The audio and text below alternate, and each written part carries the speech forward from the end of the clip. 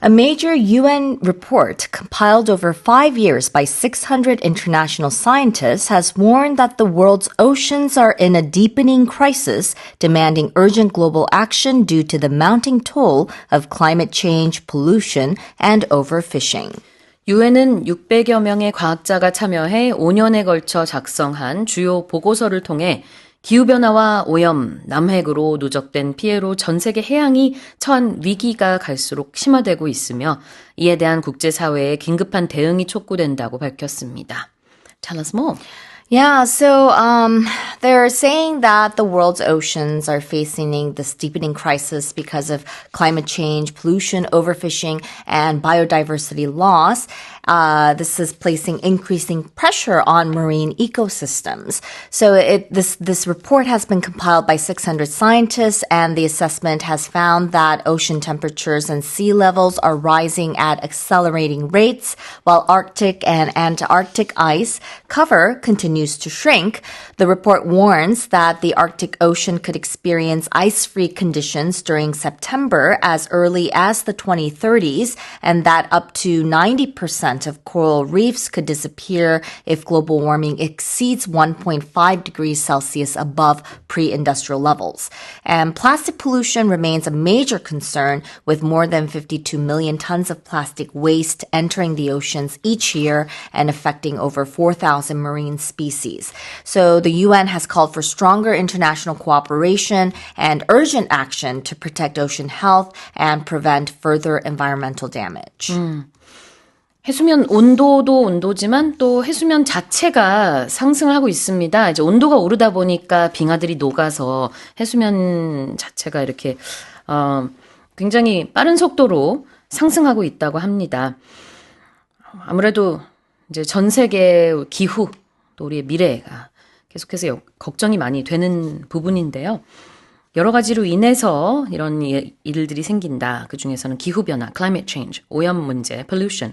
그 다음에는 이제 남획, overfishing 이런 것들도 큰 문제가 된다고 합니다. So this report was compiled. What does that mean? Well, when you compile something, it means to gather, organize, and bring different pieces of information together into a single unified whole. 우리가 자료를 이렇게 수집해서 그다음에 보고서를 만들 때 많이 쓰는 동사입니다. To compile a report. So I have this image of lots of different pieces of paper, many data points, and you put it together to make a report. Right. Now, of course, these days we do everything online, but right. still. In the past, 그렇죠. we would bring it all together into one pile. 네. 그래서 책을 집필하는 이렇게 편집하는 것도 컴파일링이 될 수도 있고요. 이렇게 자료를 수집해서 보고서를 작성할 때 그때 compile a report. What about a mounting toll on the world? Right. So here, in this case, like toll would refer to maybe damages. So amounting something, it refers to a gradually increasing or accumulating. It could be a number of casualties, damages, losses caused by some sort of disaster, conflict, or crisis. Mounting. 점점 쌓여가는 산더미처럼 쌓이는 이 이미지라고 생각하시면 돼요. mountain하고 mounting하고 발음이 좀 비슷한데 지금은 mounting를 얘기하고 있습니다. 그리고 toll, toll이라는 것은 피해가 되겠죠. 그래서 여러 가지 누적되고 있는 피해를 얘기합니다. 자, 다시 한번 읽어볼게요.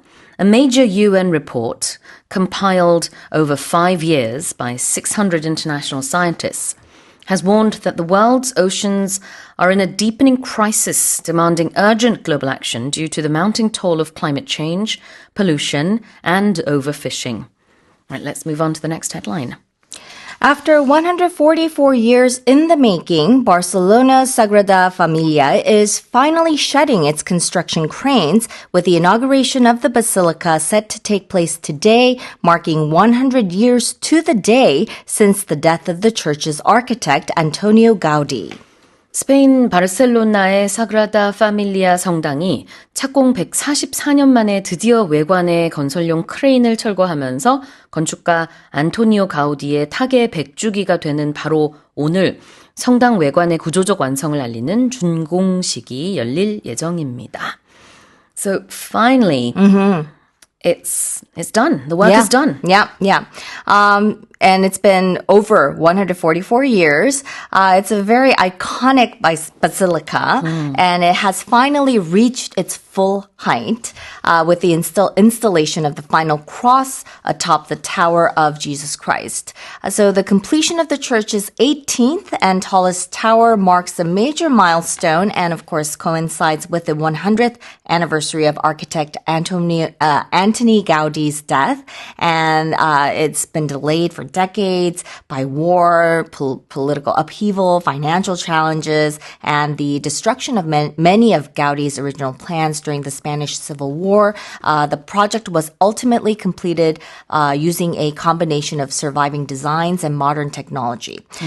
So the Pope is set to formally inaugurate and bless the tower, although the interior and facade work is expected to continue for several more years. Meanwhile, the plans for the church's final glory facade remain controversial because they could require the demolition of nearby residential buildings. 네. 자, 오늘이 바로 가우디 타계 100주기가 되는 날이라고 합니다. 그래서 오늘 레오 14세, 영어로는 Leo the 14th 이렇게 얘기를 하나요? Pope Leo the 14th 이렇게 해야겠죠. Yeah. 네. 그래서 교황이 축복식을 위해서 바르셀로나를 찾게 되고요. 최종 준공은 한 2034년 정도로 예정이 된다고 하지만 still going to take some time. 네, Yeah. 그래도 오늘 굉장히 의미 있는 이 외관의 완성을 기념하는, 알리는 그런 준공식이 열립니다. 자, 표현을 좀 볼게요. This was 144 years in the making.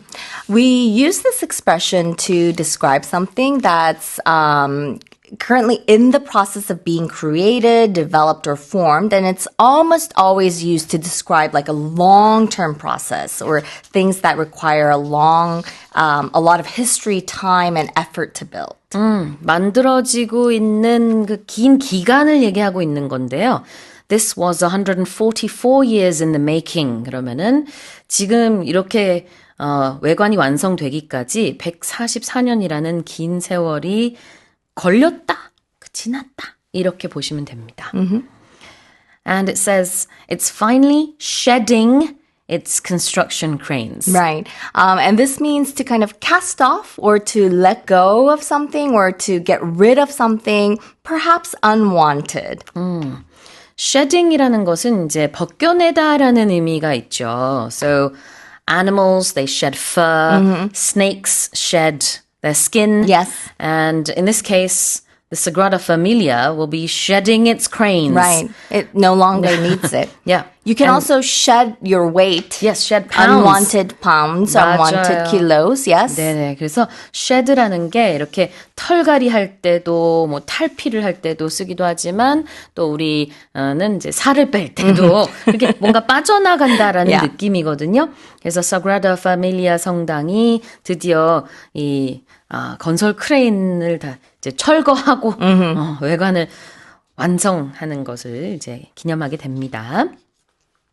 그리고 이거 to the day라는 표현도 굉장히 유용한 표현인데요. Yes. 이제 올해가 이제 그 안토니오 가우디 타계 100주년이 되는 해일 뿐만 아니라 오늘이 바로 그날이다라는 걸 강조하기 위해서 it's 100 years and today is the exact day. That exact day that he passed. Yeah. Yes, 그런 Yeah. 의미입니다. 다시 읽어볼게요.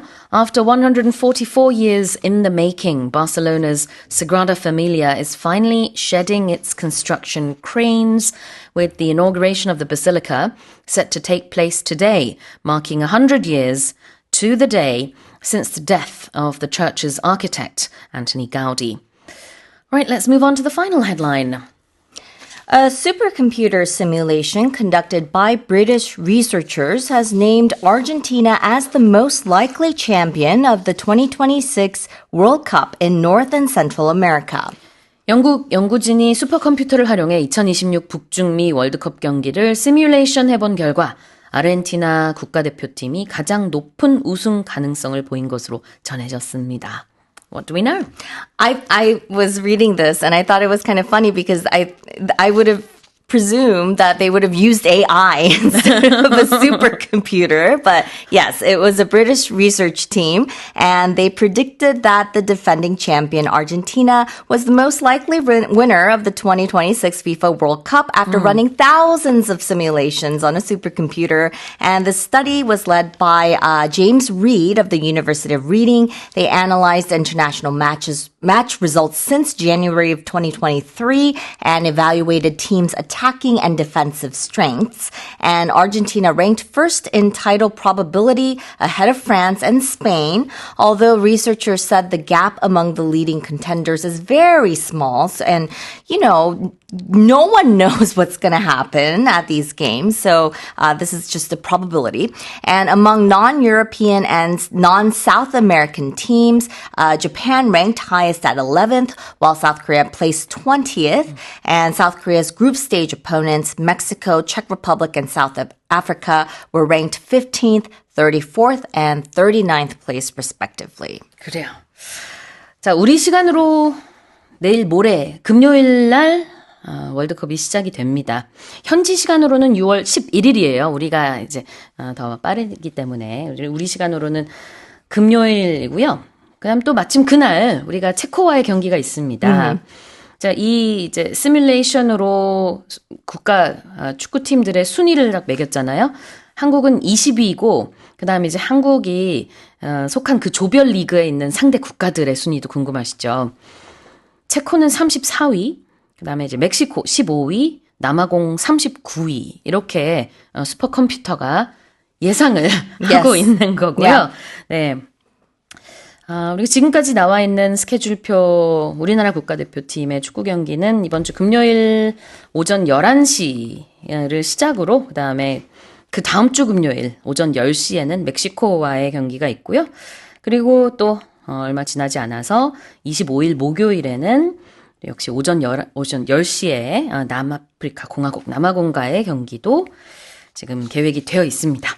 All right, let's have a look at a simulation. Yes, simulation. So they ran a replication of a real world process, I guess. These are not real games, but they ran fake games in the supercomputers. So a simulation is like an imitation of a real world process, a system, or a situation over time. So it's an imitation or kind of like a dry run of a real life process. So 모의 실험 같은 거죠. Simulation. Now what about most likely champion? Most likely champion. So that would be like a competitor, team, or a participant that is statistically projected or favored to win a tournament, league, or competition. 네. 그러니까 가장 유력한 우승 후보 이렇게 볼 수 있습니다.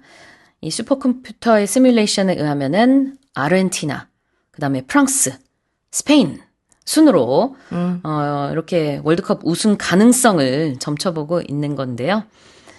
It ain't over till it's over. Yeah, and like I said, the probability or the gap between those leading contenders is very small. So you don't know. We don't know. It's not like one team is going to win with a big probability. 그래요. 그렇게 한 방법은 슈퍼컴퓨터를 이용해서 2023년 이후 각 나라의 경기 데이터를 분석해서요. 수천 번의 시뮬레이션을 이렇게 수행해 본 결과 이런 이제 예상표가 나왔다고 합니다. 자, 그럼 다시 한번 읽어볼게요. A supercomputer simulation conducted by British researchers has named Argentina as the most likely champion of the 2026 World Cup in North and Central America. All right, well, that's it for the headlines this morning.